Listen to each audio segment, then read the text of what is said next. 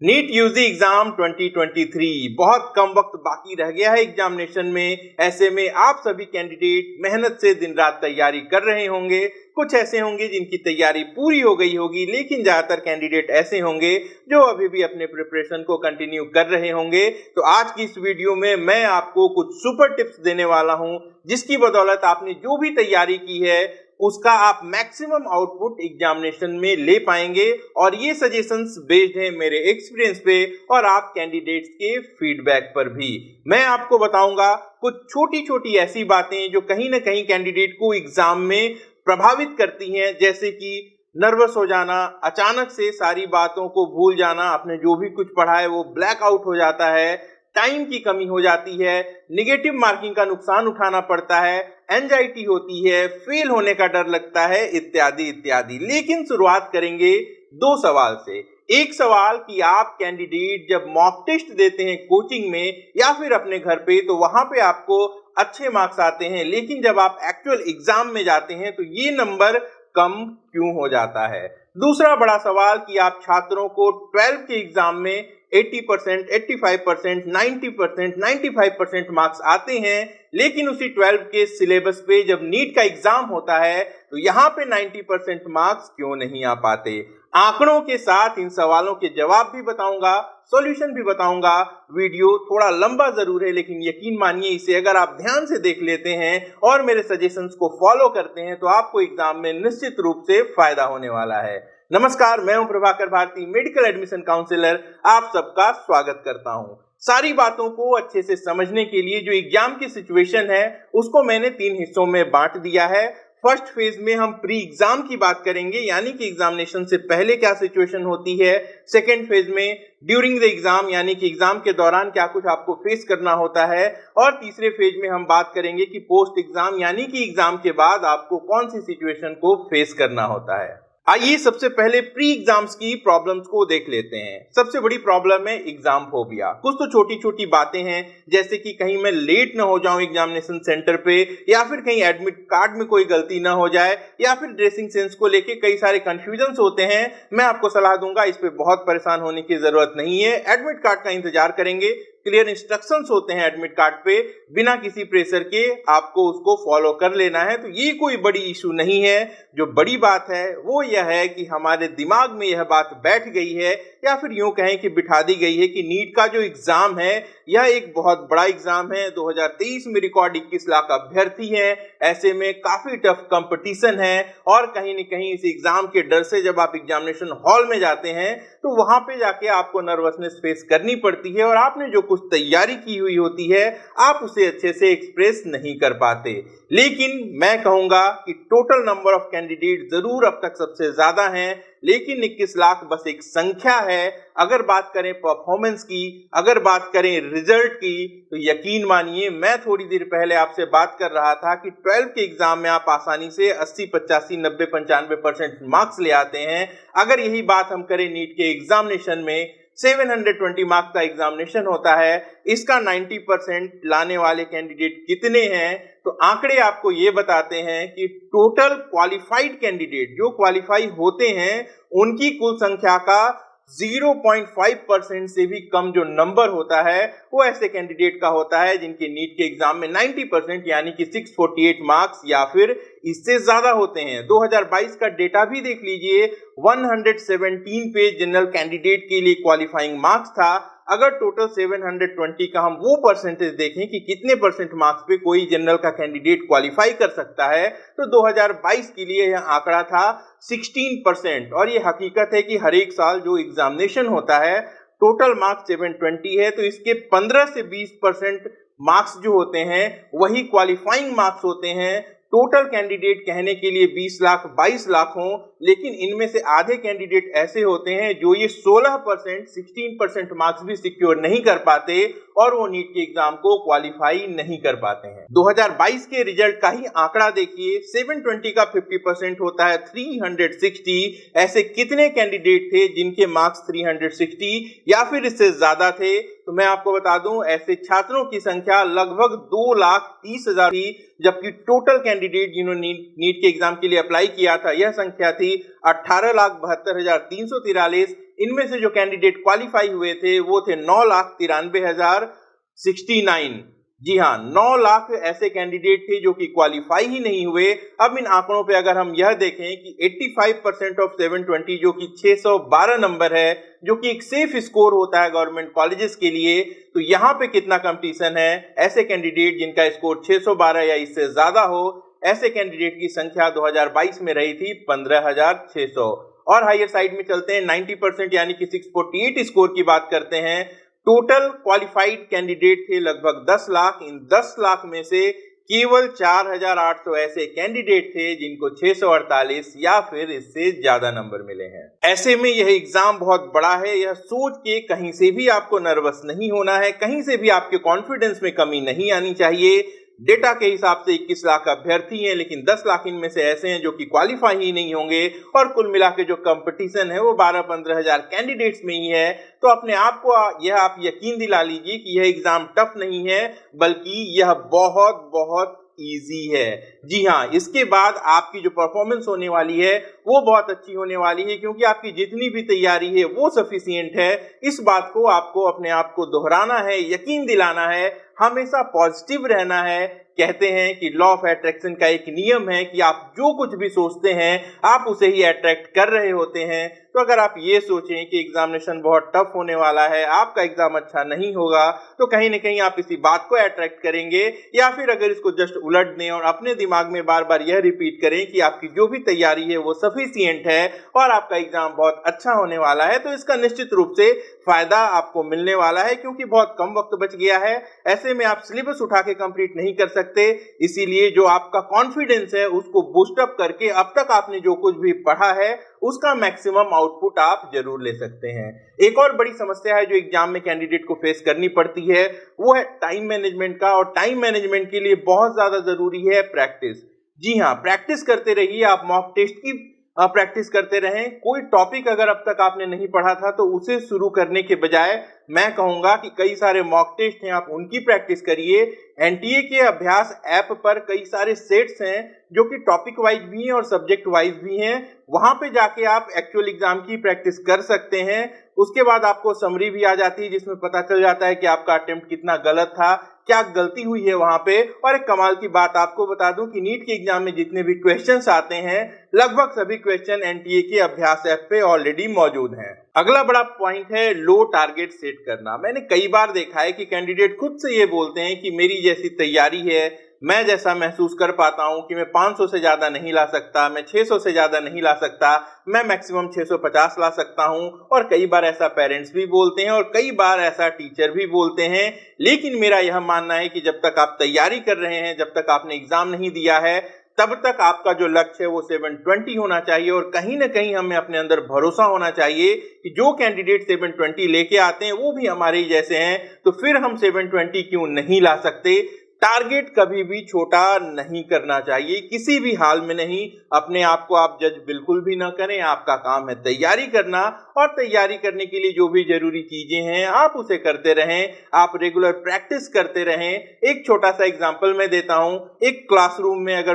50 candidate हैं तो सबका अपना अपना टारगेट होता है, लेकिन ऐसा स्टूडेंट जिसको यह डाउट होता है कि वो पास होगा या फिर नहीं होगा, वो कभी भी टॉप नहीं कर सकता। लेकिन इसके जस्ट उलट ऐसा कैंडिडेट जिसको पता होता है कि वो टॉप होना चाहता है, वह कभी फेल नहीं हो सकता। यह भी एक बहुत बड़ा सच है। ऐसे में लास्ट ईयर की कट ऑफ को देख के कभी भी टारगेट सेट नहीं करना है। पढ़ाई जब भी करेंगे तो 720 मार्क्स को टारगेट रख के आप उस हिसाब से अपनी तैयारी करेंगे। एक और स्ट्रेस है जो आप कैंडिडेट बहुत ज्यादा लेते हैं कि नीट एग्जामिनेशन का पेपर कैसा आने वाला है, क्या पिछले बार से आसान होगा, क्या पिछले बार से टफ होगा। इन सब बातों में कुछ भी नहीं रखा। कोई भी कट ऑफ का ट्रेंड रिपीट नहीं होता है। वैसे ही जो क्वेश्चन का पैटर्न है यह भी बदलता रहता है। इस बात को सोचने की बजाय कि क्वेश्चन आसान होगा या फिर क्वेश्चन बहुत ज्यादा टफ होगा, आप अपने आप को इस बात का यकीन दिलाएं कि जब क्वेश्चन पेपर आपके हाथ में होगा तो उसके जितने भी सवाल हैं उनके जवाब आपको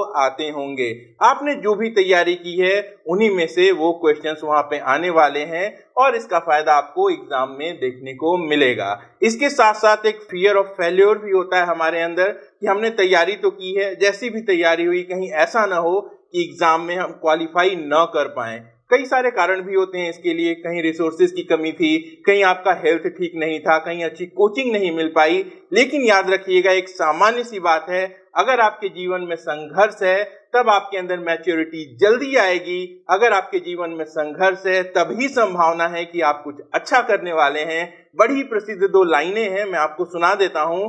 किसी ने कहा है कि कुछ लोग विपरीत परिस्थितियों में टूट जाते हैं और कुछ लोग विपरीत परिस्थितियों में सफलता के नए रिकॉर्ड बना लेते हैं। ऐसे में आपकी जो भी सिचुएशन हो, आपके पास यह फ्रीडम होता है तय करने का कि वहां से आगे आप अपने आप को किस तरफ ले जाना चाहते हैं। अगला सवाल, मैंने जो थोड़ी देर पहले कहा था कि मॉक टेस्ट में ज्यादा नंबर आते हैं जब आप कोचिंग में दे रहे होते हैं या फिर आप अपने घर पे प्रैक्टिस कर रहे होते हैं, लेकिन एक्चुअल एग्जाम में ऐसा नहीं हो पाता। इसका सबसे बड़ा कारण यह है कि जब आप कोचिंग में या फिर घर पे एग्जाम दे रहे होते हैं तो आपको यह पता होता है कि यह एग्जाम एक्चुअल नहीं है, तो ऐसे में आपके ऊपर नर्वसनेस हाई नहीं होती, आपके ऊपर किसी तरीके का कोई प्रेशर नहीं होता। लेकिन जब एक्चुअल एग्जाम होता है तो वहां पे ये सिचुएशन नहीं होती। अगर इसको हैंडल करना है तो आपको आपके कॉन्फिडेंस को बूस्ट अप करना होगा।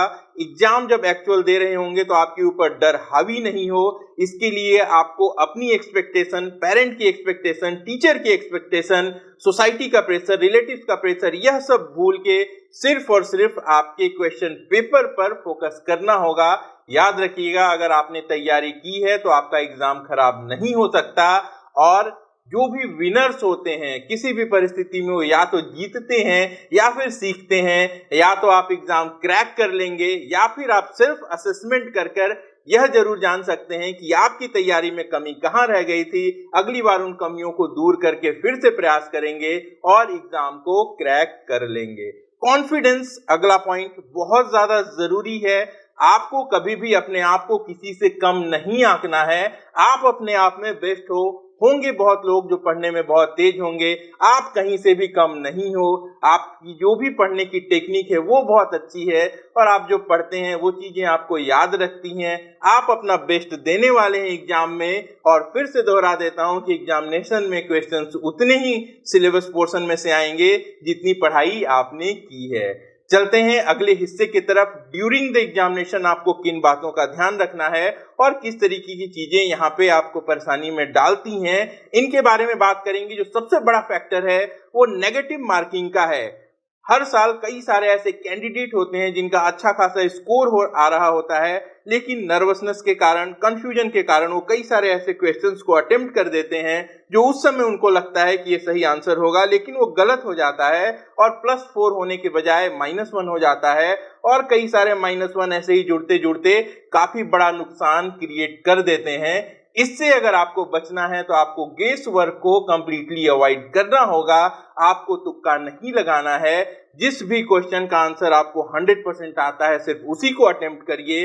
अगर आंसर ठीक से नहीं समझ में आ रहा तो आप चाहें तो मेथड ऑफ एलिमिनेशन ट्राई कर सकते हैं। अगर वहां से आंसर आ गया तो ठीक है, अगर जरा सी भी कंफ्यूजन है वहां पे तो ऐसे में आपको उसको कंप्लीटली छोड़ देना है। तुक्का नहीं लगाना चाहिए। हालांकि एक वीडियो कभी मैंने इस पर भी बनाया था कि तुक्का कितना लगाना चाहिए और किस तरीके से लगाना चाहिए। इस वीडियो के अंत में मैं उस वीडियो का भी लिंक दे दूंगा। अगली जो इंपॉर्टेंट चीज है वो है टाइम मैनेजमेंट की।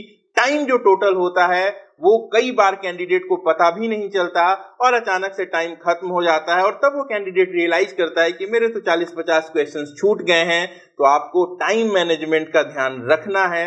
आपको टाइम को डिस्ट्रीब्यूट कर देना है। आपको बायोलॉजी को कितना टाइम देना है, फिजिक्स को कितना, केमिस्ट्री को कितना, यह पहले से तय कर लेंगे आपके इंटरेस्ट के हिसाब से, आपकी नॉलेज के हिसाब से कि कौन से सब्जेक्ट पे आपकी पकड़ कितनी है। कई बार यह भी सवाल आता है कि क्वेश्चन पेपर में मैं शुरुआत कहां से करूं, पहले बायोलॉजी कर लूं, फिजिक्स कर लूं या फिर केमिस्ट्री कर लूं।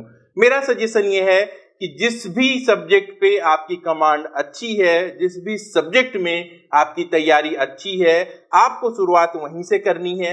कई बार मैंने कैंडिडेट्स को देखा है कि क्वेश्चन मिलने के बाद एक बार वो पूरे क्वेश्चंस को पढ़ लेते हैं और उसके बाद सॉल्व करना शुरू करते हैं, मैं इसका समर्थक नहीं हूं।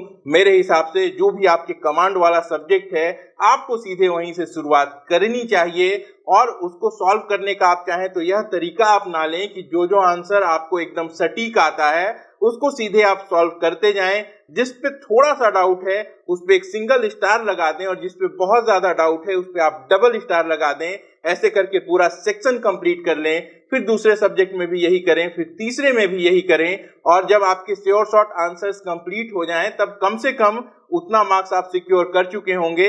अब आप इसके बाद उन क्वेश्चन को रिव्यू कर सकते हैं जिस पे आपने 1 स्टार लगाया था और जब 1 स्टार वाले क्वेश्चंस कंप्लीट हो जाएं तो आप 2 स्टार वाले क्वेश्चंस को रिव्यू करें। इस तरीके से आप मैक्सिमम टाइम को यूटिलाइज करके आप सही क्वेश्चन का जवाब दे सकते हैं।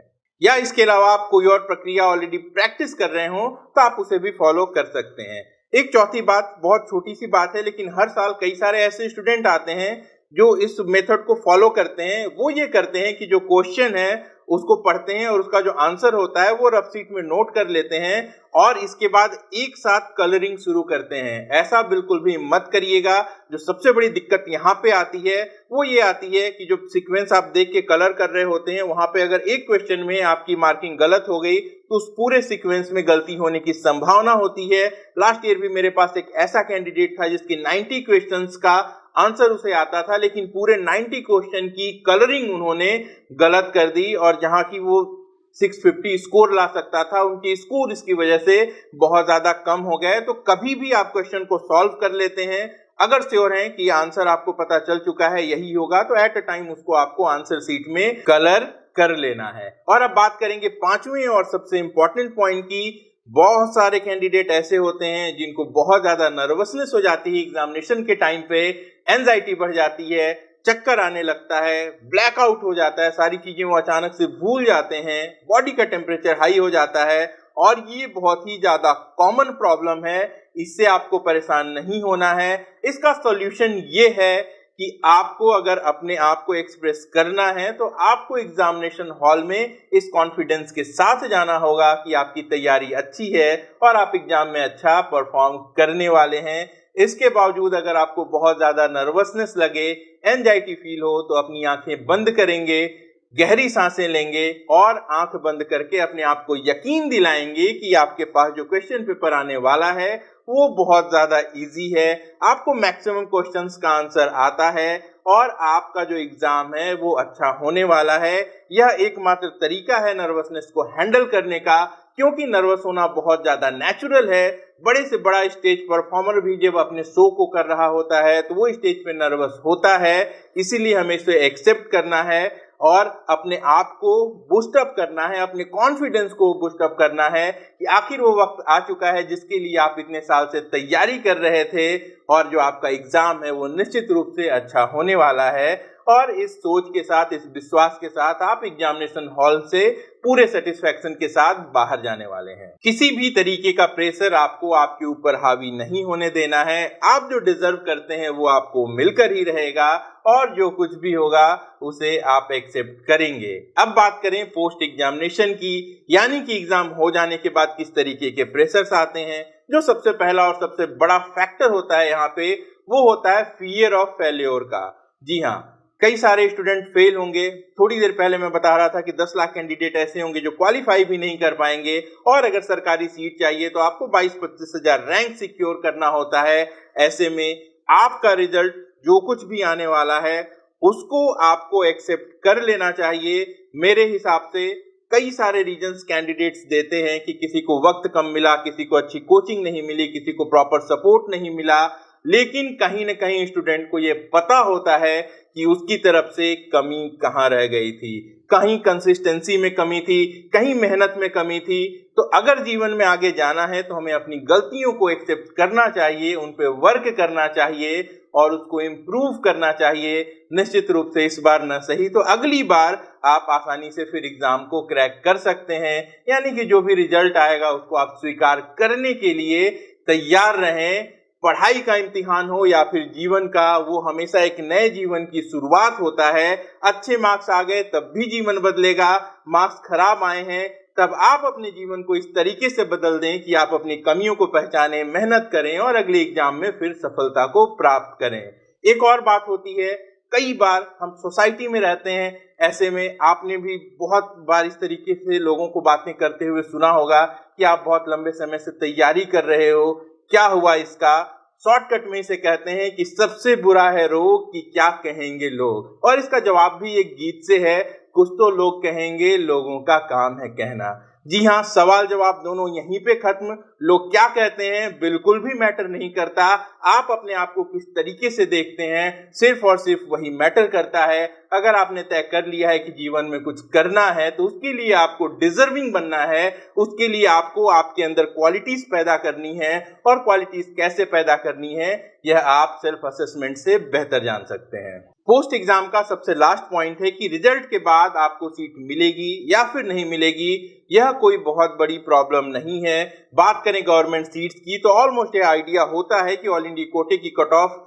600 के आसपास होनी चाहिए, उससे ऊपर है तब आप बहुत ज्यादा सेफ हैं, और अगर 20-30 नंबर नीचे है, आप जनरल कैंडिडेट हैं, तो फिर वहां पे कोई भी संभावना नहीं है। तो रिजल्ट के बाद कहीं ना कहीं कैंडिडेट को पता चल जाता है कि उसके लिए क्या चांसेस हैं, और इस हिसाब से उसको आगे की प्लानिंग कर लेनी चाहिए। लास्ट ईयर के कट ऑफ पे कभी भी आप रिले ना करें, या फिर कई सारी एक्सपेक्टेड कट ऑफ भी मैंने देखी। लास्ट ईयर फॉर एग्जांपल कई सारी सीटें बढ़ गई थी, तो कई सारे लोगों का यह कहना था कि जो कट ऑफ है वो घट के 575 580 आ जाएगी। ऐसे में कई सारे कैंडिडेट ऐसे होते हैं जो 575 80 85 90 वाले, उनको कहीं ना कहीं उम्मीद हो जाती है कि काउंसलिंग में मुझे सीट मिलेगी, और वो 2-3 महीने उस सीट के इंतजार में निकाल देते हैं और अगले साल की तैयारी भी नहीं कर पाते। तो ये काम ना करें। जैसे ही स्कोर आता है कहीं ना कहीं आपको अंदाजा लग जाता है कि सीट मिलनी है या फिर नहीं मिलनी है। नहीं मिलनी है तो स्कोर कितना कम रह गया, कौन कौन से वीक सब्जेक्ट्स थे, कहां कहां पे आपने स्कोर मिस किया है, उस पर वर्कआउट करिए और अगले साल आप उसको इंप्रूव कर लीजिए। एक्सपेक्टेड कट ऑफ जो भी होती हैं उनके लिए 3 फैक्टर्स जरूरी होते हैं। फॉर एग्जांपल अगर मुझे यह बताना हो कि 2023 में ऑल इंडिया कोटे का एक्सपेक्टेड कट ऑफ क्या होगा, तो इसके लिए 3 जरूरी डेटा है। सबसे पहला कि टोटल नंबर ऑफ कैंडिडेट कितने अपीयर हो रहे हैं, जिसकी ऑफिशियल स्टेटमेंट अभी तक एनटीए की हमारे पास नहीं है। दूसरा डेटा कि टोटल नंबर ऑफ सीट्स कितनी अवेलेबल हैं। फिलहाल 1,04,000 एमबीबीएस की सीट्स हैं, लेकिन अभी सीटें और बढ़ने वाली हैं, तो यह भी एग्जैक्ट डेटा नहीं है। और तीसरा कि क्वेश्चन पेपर की टफनेस लेवल क्या होगी, यह एग्जाम के बाद पता चलेगा। तो फिलहाल कोई भी डेटा अवेलेबल नहीं है। ऐसे में 2023 के लिए अभी जो आपका एक्सपेक्टेड कट ऑफ का टारगेट है वो 720 है। जब ये डेटा अवेलेबल हो जाएगा यानी कि नीट के एग्जाम के बाद, तब मैं प्रेडिक्ट करके आपको बताऊंगा कि ऑल इंडिया कोटे की कट ऑफ क्या रह सकती है। लास्ट ईयर की अगर बात करें 2022 में, तो इन डेटा के बेसिस पे मैंने जो प्रेडिक्शन की थी ऑल इंडिया कोटे के लिए, मैंने कट ऑफ प्रेडिक्ट की थी 22,500 रैंक, और लकीली यह मैच भी हुई थी क्योंकि ऑल इंडिया कोटा जो क्लोज हुआ था वो 22,706 रैंक पर क्लोज हुआ था। स्कोर मैंने 598 प्रेडिक्ट किया था और वो 596 रहा था। ऐसे में स्कोर कट ऑफ क्या होगा एक्सपेक्टेड, यह सोचना आपको नीट के एग्जाम के बाद शुरू करना है। अभी सिर्फ और सिर्फ एग्जाम पर फोकस करिए। एक दो छोटी छोटी और टिप्स हैं। कई बार ऐसा भी सुनने को मिलता है कि जब कैंडिडेट एग्जामिनेशन हॉल पे होता है तो पेरेंट्स को कुछ ऐसे लोग अप्रोच करते हैं जो यह बताते हैं कि उनके अपने कुछ लोग एग्जामिनेशन हॉल के अंदर हैं और वो कैंडिडेट को मदद करके हाई स्कोर लाने में सहयोग कर सकते हैं, और उसके लिए वो पैसे डिमांड करते हैं। क्योंकि एग्जाम ऑनगोइंग होता है तो वो पैसे उनको तुरंत चाहिए होते हैं। इसके साथ साथ कई बार ऐसे लोगों का भी फोन कॉल आपके पास आ सकता है, या ऐसे लोग आपसे टकरा सकते हैं एग्जामिनेशन सेंटर पर ही, जो यह दावा करें कि कैंडिडेट को यह कह दीजिए कि जो उसे नहीं आता है वो कंप्लीट छोड़ देंगे और वो बाद में मैनेज करके ओएमआर सीट को चेंज करके इतना स्कोर सिक्योर कर देंगे कि बच्चा सीधे सरकारी कॉलेज में जाके पढ़ेगा। मैं आपको बता दूं इस तरीके की कोई भी चीजें नहीं होती। अपने करियर में मैंने ऐसे धोखाधड़ी के कई सारे एग्जाम्पल्स देखे हैं, लेकिन किसी भी सक्सेस की कोई कहानी नहीं सुनी है। तो आपको यहाँ पे अपने पैसे को बचाना है। जैसा कि मैंने वीडियो में बताया कि कैंडिडेट जो डिजर्व करता है वो उसे जरूर मिलेगा, वो उससे कोई भी नहीं छीन सकता। और इस तरीके के जो शॉर्टकट्स होते हैं इनसे एडमिशन तो नहीं होता, पैसे का नुकसान हो सकता है या फिर कानूनी कार्रवाई झेलनी पड़ सकती है। तो कई सारे फोन कॉल एसएमएस भी आपके पास आ सकते हैं डायरेक्ट एडमिशन के लिए। लेकिन फिलहाल जो एडमिशन का प्रोसेस है वो काउंसलिंग है। सरकारी सीटें प्योरली मेरिट पर मिलती हैं और प्राइवेट सीटों के लिए भी आपको काउंसलिंग करनी पड़ती है। हालांकि बजट यहाँ पे मैटर करता है, जस्ट क्वालिफाइड भी हैं तो भी ज़्यादा पैसे देके आप प्राइवेट कॉलेज में पढ़ाई करा सकते हैं। तो कंप्लीट गाइडेंस जो है काउंसलिंग की वो इस चैनल पे आपको मिलती रहती है। खासकर ऐसे कैंडिडेट जो कि सरकारी कॉलेज के लिए काउंसलिंग करेंगे उनके लिए कंप्लीट चॉइस फिलिंग हमारे टेलीग्राम चैनल के माध्यम से उन्हें दे दी जाएगी। और प्राइवेट कॉलेज की अगर काउंसलिंग करना चाहते हैं तो इसके लिए हमारी पेड काउंसलिंग भी अवेल कर सकते हैं। फेल प्रूफ प्लानिंग के साथ, एक अच्छे प्लान के साथ हम लोग काउंसलिंग में प्रोसीड कराते हैं कैंडिडेट को और वहां से जो सीट है वो अलॉट होती है। तो इस वीडियो का जो समरी है एक बार दोहरा देता हूं शॉर्ट में, जो एग्जाम है यह टफ बिल्कुल भी नहीं है, बहुत बहुत बहुत आसान है यह एग्जाम। आपको अच्छे से एनटीए की अभ्यास ऐप पे प्रैक्टिस करनी है या फिर कोई दूसरा मॉक टेस्ट फॉलो कर ले ताकि टाइम मैनेजमेंट में आपको कोई गड़बड़ी ना हो। यह भरोसा रखें कि आपका एग्जाम बहुत अच्छा होने वाला है और क्वेश्चंस उसी पोर्शन से आएंगे जितनी पढ़ाई आपने की है। आपको नेगेटिव मार्किंग बिल्कुल भी नहीं करनी है और अंत में जो भी रिजल्ट हो उसको आपको एक्सेप्ट करना है। या तो जीतेंगे या फिर सीखेंगे। सब्सक्राइब कर लीजिए चैनल को, लाइक कर दीजिए इस वीडियो को। डिस्क्रिप्शन में टेलीग्राम चैनल का लिंक है, उसे भी जरूर ज्वाइन कर लें। क्विक अपडेट्स वहां पे मिलती रहती हैं। बेस्ट विशेष आप सभी कैंडिडेट को। आप सब खुश रहें, स्वस्थ रहें, हमेशा मुस्कुराते रहें। ढेर सारा प्यार। आप अपना और अपनों का खूब ख्याल रखिए। मैं जल्द मिलता हूं। नमस्कार, जय हिंद।